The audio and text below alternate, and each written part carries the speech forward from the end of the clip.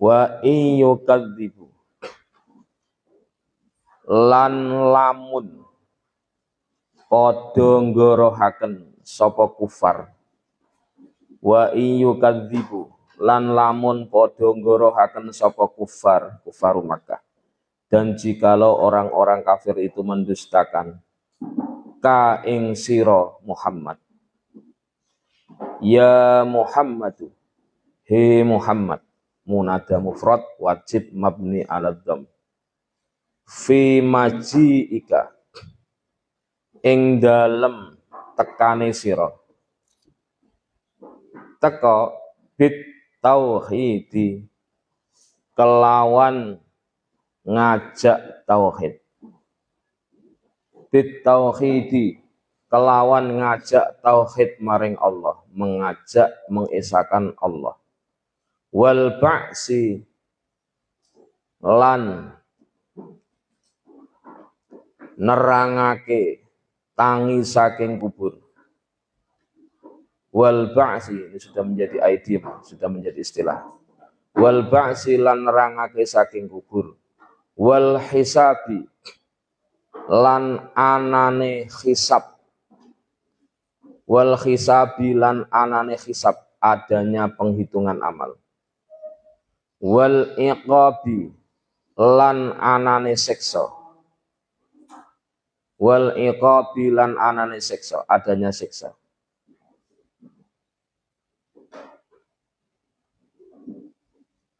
Faqad kudzibat mongko temen-temen den goroi, sungguh telah didustakan.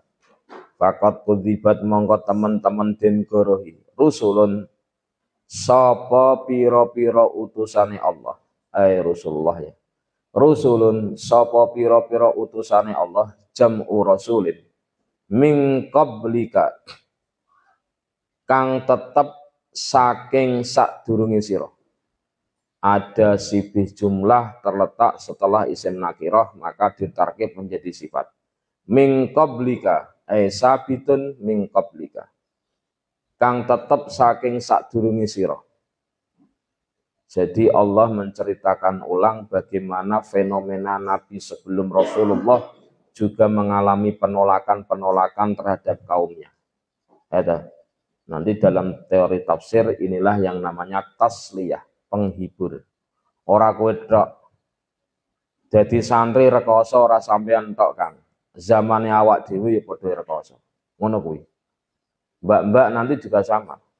Nanti sudah nikah nih, Kang sudah nikah nih. Mengeluhkan tentang kehidupan awal dalam rumah tangga. Kok seperti ini ya? Tidak seperti yang kita impikan, tidak seperti yang dijanjikan. Kok kayak begini ya rumah tangga ya? Awas, 5 tahun pertama itu siklus rumah tangga yang penuh dengan lika-liku cobaan. Nah, ketika orang tua mengatakan, ya udah begitu, yang namanya nikah ya begitu, nikah-nikah awal, penyesuaian lingkungan baru, penyesuaian keluarga baru, kadang terjadi salah paham, kadang nggak jarang gesekan. Nah, orang-orang tua ngomong kayak gitu, sebagaimana bapak ibu juga seperti dulu, itu namanya tasliyah, ngasih penghibur. Adanya statement untuk menimbulkan kesamaan nasib, atau dalam bahasanya Prof. Amin Abdullah, inilah yang dinamakan inner subjective. Jadi bahasa teman-teman BKPI dengan teman-teman di filsafat agak sedikit beda ya, tapi maknanya hampir sama. Jadi menumbuhkan sifat intersubjektif. Bagaimana orang tua menceritakan kepada anaknya yang baru nikah bahwa dulu bapak dan ibu loh, bapak dan ibu loh tong, dulu ketika nikah awal juga seperti itu. Ya memang nikah awal ya seperti itu. Ya nanti yang penting disabari, dijalani. Nanti kan lama-lama ketemu jalannya sendiri, insya Allah. Nah, omongan-omongan seperti itu adalah omongan Quran. Berarti Rasulullah Shallallahu Alaihi Wasallam ya tetap galau ketika ditolak, dihina, dicaci maki, dibully, semacam-macam.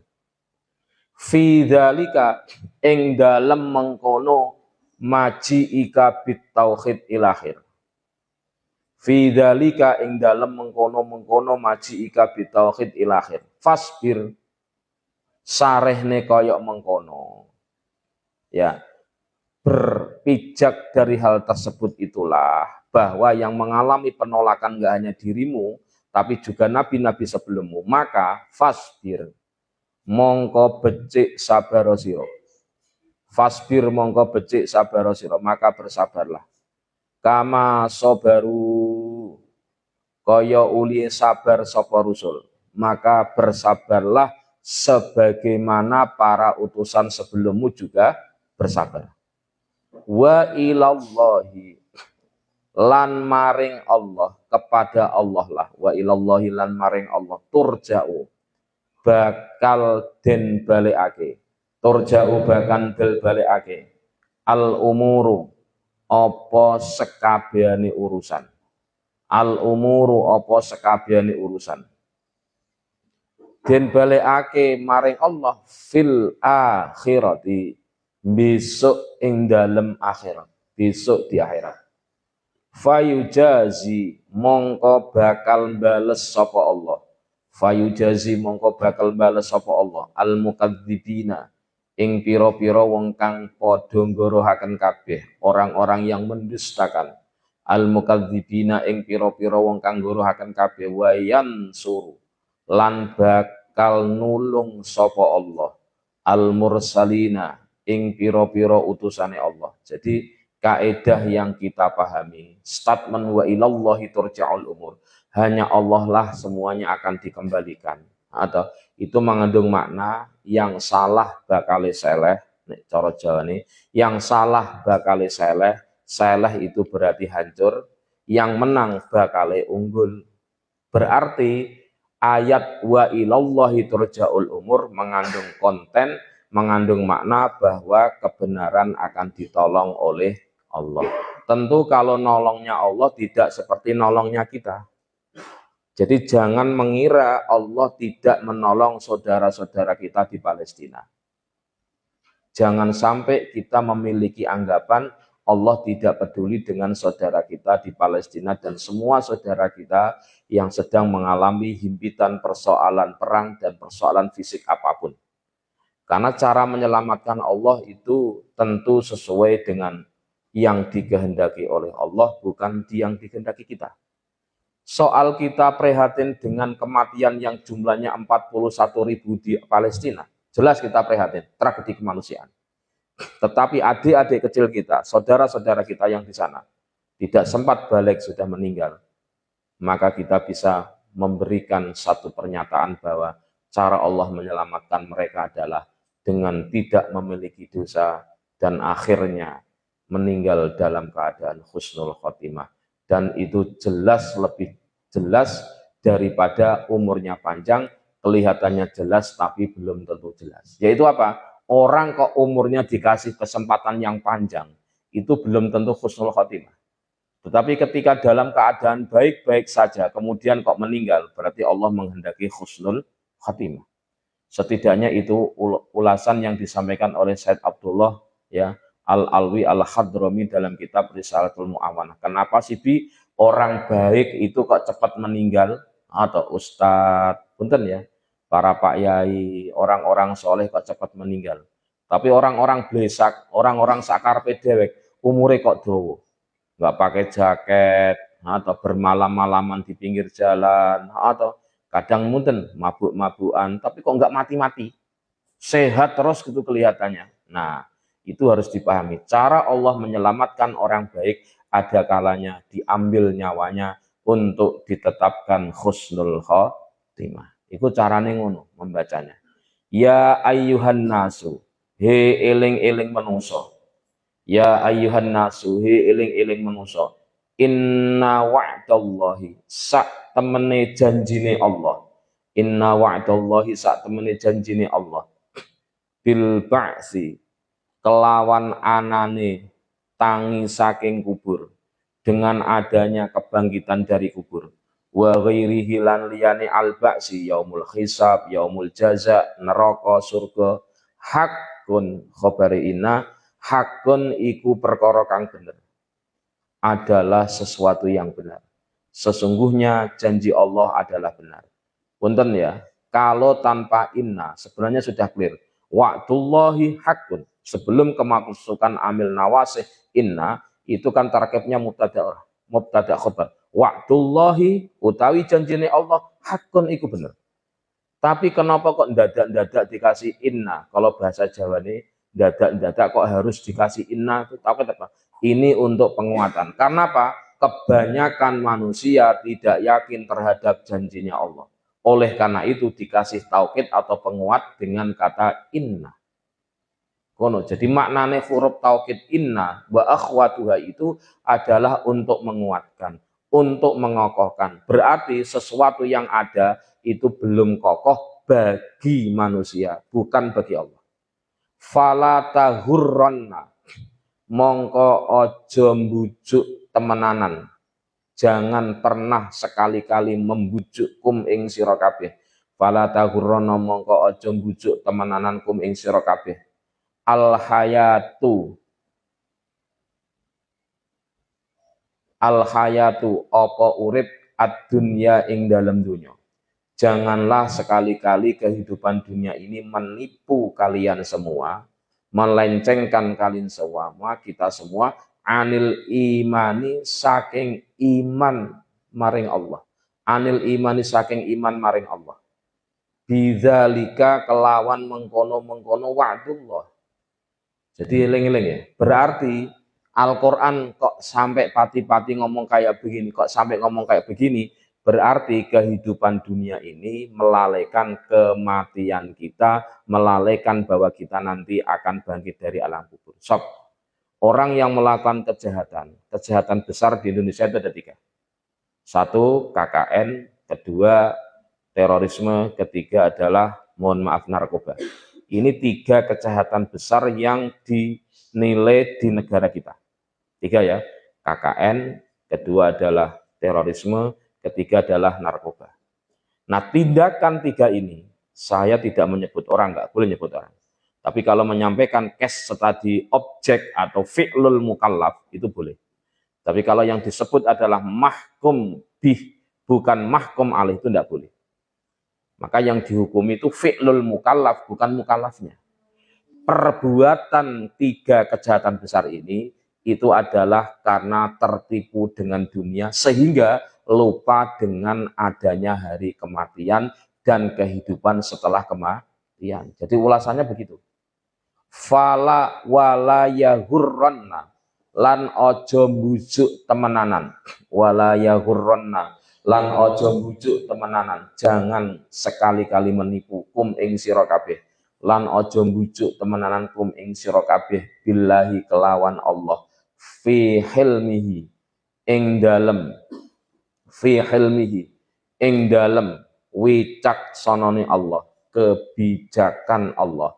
Wa imhalihi lan ngembarakannya Allah, membiarkannya Allah. Janganlah membujuk kalian semua. Siapa yang membujuk? Al-ghurur, sapa setan kang nipu. Jadi setan dalam Al-Quran diberi sifat, diberi label sebagai al-ghurur, tukang tipu-tipu. Asyaitonu tegese setan. Al-ghururu sapa setan kang tukang nipu, asyaitonu tegese setan. Surat Saba ayat 4 tafsir Jalalain. Allah Subhanahu wa taala. Jadi jangan sampai gagal paham ya. Ini prolog ya.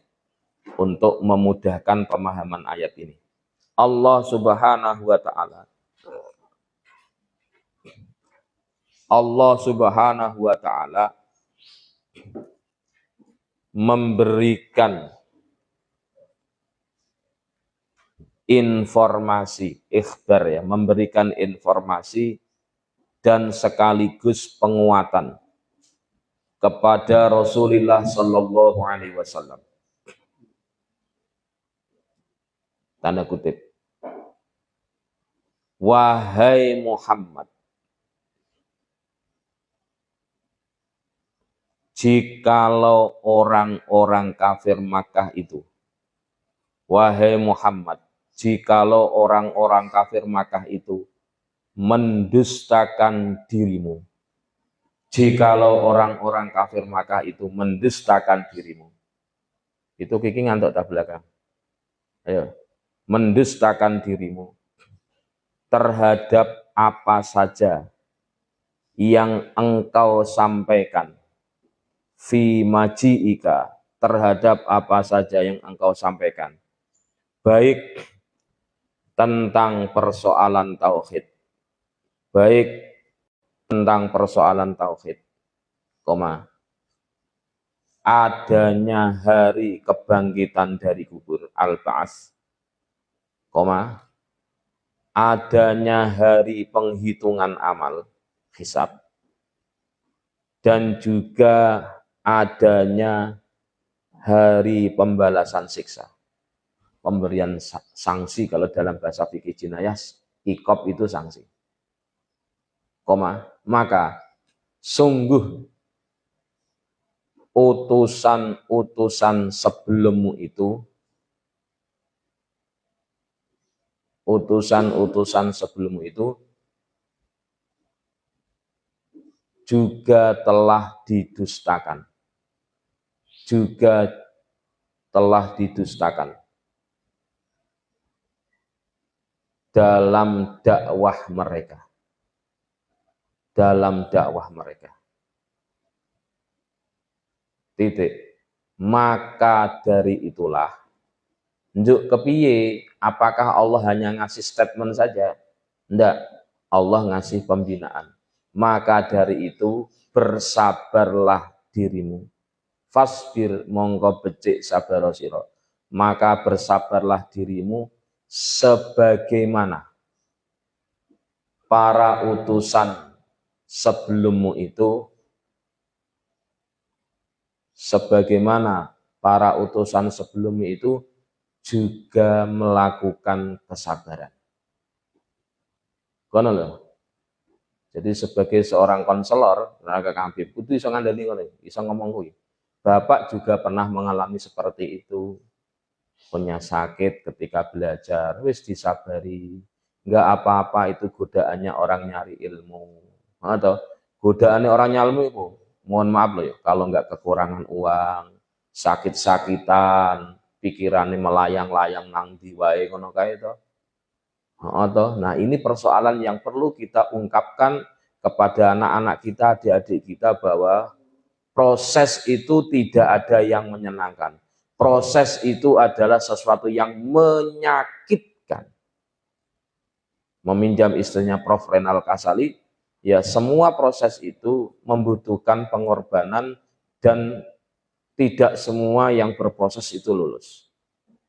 Sehingga proses yang dijalani adalah sesuatu yang sangat menyakitkan. Berarti teori nih mondok itu ora enak asline. Nek dijujur-jujuri mondok itu ora enak. Makanya cah pondok kok iso senyum, iso ketawa, itu ajine nikmat banget. Mondok kok iso turu dengan enak itu banget. Cuma ya turunnya jangel aja suwe-suwe to, Mbak. Nek ditangekke ya tangi to, Kang. Punten ya. Jadi artinya apa? Proses itu enggak ada yang enak. Proses itu menyakitkan. Ya, titik.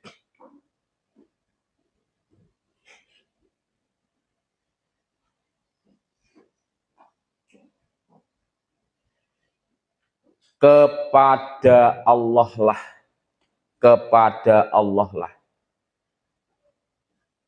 segala urusan itu akan dikembalikan. Kepada Allah lah segala urusan itu akan dikembalikan. Ini kalimat berita, Mbak Ella. Kontennya apa? Segala kepada Allah lah segala urusan itu dikembalikan. Kelak di hari kiamat. Nah, kontennya gini, sehingga Allah akan membalas, sehingga Allah akan membalas orang-orang yang mendustakan, dan Allah akan menolong orang-orang yang menjadi utusan Allah. Dan orang-orang yang menjadi utusan Allah. Pokok kalau kita menjadi hamba Allah, Pokok apa saja yang kita lakukan dasarnya adalah melaksanakan perintah Allah, maka tidak akan dibiarkan oleh Allah untuk sendiri. Mesti ditolong oleh Allah. Perspektif tafsir Jalalain, statement wa ilallahi turja'ul umur sebenarnya adalah spirit bagi kita. Spirit apa? Spirit untuk meyakini bahwa semua yang kita laksanakan dalam konteks melaksanakan perintah Allah ditolong oleh Allah, akan ditolong oleh Allah. Jadi yakin wae. Ciri santri itu optimis terhadap masa depan. Sepanjang sampean ngaji gini kita, Mbak. Ngaji kayak begini tuh, Kang. Tujuannya adalah tafaqquh fiddin, mendalami ilmu agama, dan pada saatnya nanti akan diamalkan dan akan disebarkan. Kama qala al-Imam Abu Hanifah al-Manqul fi kitab Ta'limul Muta'allim, man tafaqqaha fi dinillahi kafallahu hammahu wa razaqahu min haitsu la yahtasib.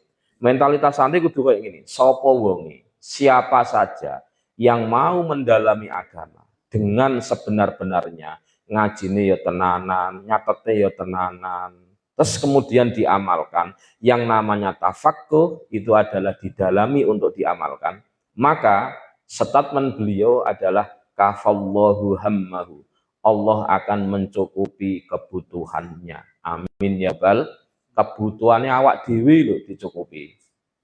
Wa razaqahu min haitsu la yahtasib, dan akan diberi rizki dari jalan yang tidak terduga. Amin ya robbal alamin. Kono lo Kang Sanut, tiba-tiba meeting atau ketemu klien, udah saya mau bayar berapapun yang kamu inginkan asalkan ini kerjaan selesai. Bener Pak? Ya bener, yang ngomong saya kok. Ya saya yang punya uang. Tenang saja, kerjakan apa yang saya perintahkan, akan saya berikan berapapun yang kamu minta. Loh, hanya modal telepon. Karena apa? Ya ini janjinya Allah kepada kita ya seperti ini. Jika semuanya urusan kita kembalikan kepada Allah, maka Allah memberi janji untuk menolong kita. Ini kudu dipahami. Jadi kalimatnya kalimat berita, informatif, dalam bahasa Arab namanya ikhbar, tetapi ya dulu ala doa, mengandung unsur dungo. Jadi maksudnya piye, nek sampean kita ini, semoga kita semuanya apapun yang dilakukan kudu niati ibadah, diniati kanggo siap-siap akhirat. Itu yang akan mendapatkan pertolongan dari Allah. Amin ya rabbal alamin. Terus ayat yang kelima. Ingatlah wahai umat manusia. Ya ayuhan nas. Ingatlah wahai umat manusia. Koma. Sesungguhnya, ingatlah wahai umat manusia. Sesungguhnya janji Allah itu adalah benar. Sesungguhnya janji Allah itu adalah benar. Ya, baik janji yang berkaitan, baik janji yang berkaitan dengan akan adanya hari kebangkitan dari kubur. Akan adanya hari kebangkitan dari kubur maupun lainnya. Titik. Maka dari itu fala taghurrannakumul hayatud dunya. Maka dari itu janganlah sekali-kali kehidupan di dunia ini. Maka janganlah sekali-kali kehidupan di dunia ini menipu atau memperdayakan kalian semua untuk beriman terhadap janji Allah tersebut. Dan jangan pula sekali-kali setan yang menipu itu ya. Dan jangan pula sekali-kali setan yang menipu itu ya menipu kalian semua tentang kebijakan Allah, fi hilmihi, tentang kebijakan Allah, dan juga pembiaran Allah terhadap makhluknya yang berbuat salah. Diimhal, ya tadi, maaf punten. Orang blesak, sholat tidak pernah, atau bikin rese, atau tapi kok hidup, itu dikasih, nek coro Jawane diserantekke, tekan mati, punten ya, diserantekke, wis diserantekke, dimbarke sik. Nah, pembiaran Allah seperti ini terhadap orang yang mohon maaf memiliki perilaku seperti namanya imhal. Ojo sampai ketipu. Alah, saya nggak sholat aja punya duit. Sampean sholat nggak punya duit, saya nggak sholat punya duit. Priben. Nah, itu termasuk, maaf ya, orang-orang yang tertipu oleh setan dalam memahami khilmihi wa imhalihi. Punten ini. Ngapa kowe sholat? Ngapa kowe ngaji? Ngapain?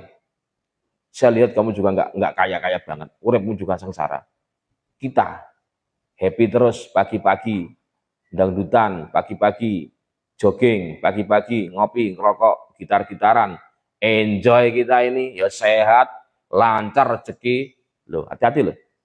Itu termasuk terkena tipuan setan dengan tidak memahami bahwa Allah memberi masa tenggang, membiarkan kemaksiatan itu sebenarnya adalah ada rahasia dari Allah. Satu, jika dia tobat, mohon maaf ya, berarti Allah ngasih kesempatan tobat.